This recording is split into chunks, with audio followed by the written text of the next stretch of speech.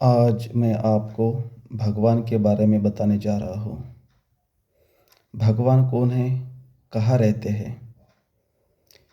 हिंदू धर्म के अनुसार जो लोग हिंदू के भगवान को मानते हैं, जैसे शंकर जी, विष्णु, गणपति, वैष्णो देवी, दुर्गा देवी, जितने भी भगवान हैं जो मानते हैं, तो उनके लिए भगवान है, क्योंकि वो उनके मन में रहते हैं।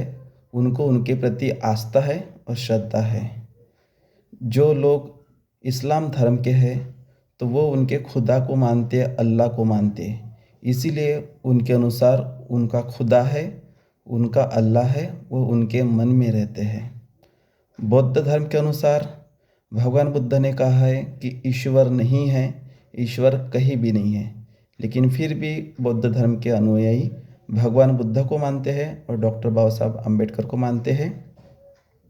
उसी तरह से दक्षिण भारत के लोग कुछ वहाँ के जो भगवान हैं, बालाजी है, तिरुपति बालाजी, बसवेश्वर अन्ना है, और भी बहुत सारे भगवान हैं, उनको मानते हैं। उनके अनुसार भगवान हैं।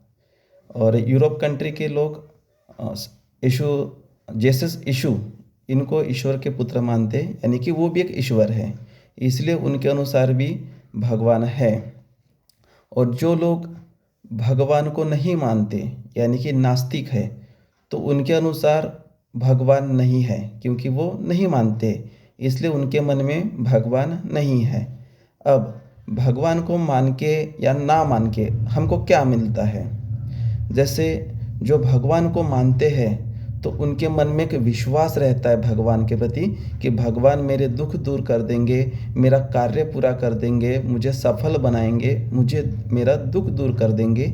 और जो लोग भगवान को नहीं मानते, तो उनका अपने ऊपर विश्वास रहता है, खुद के ऊपर विश्वास रहता है कि मैं ये कार्य कर सकता हूँ, मैं अपने जीवन में सफल हो सकता हूँ।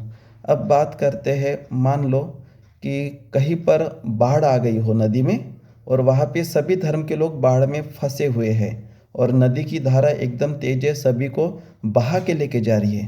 तो जो लोग भगवान को मानते हैं, वो अपने भगवान को याद करेंगे और भगवान को बोलेंगे, भगवान मुझे बचा लो, भगवान मुझे बचा लो।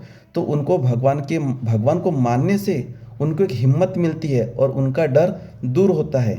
अब वो बात अलग है कि भगवान नहीं आएंगे बचाने।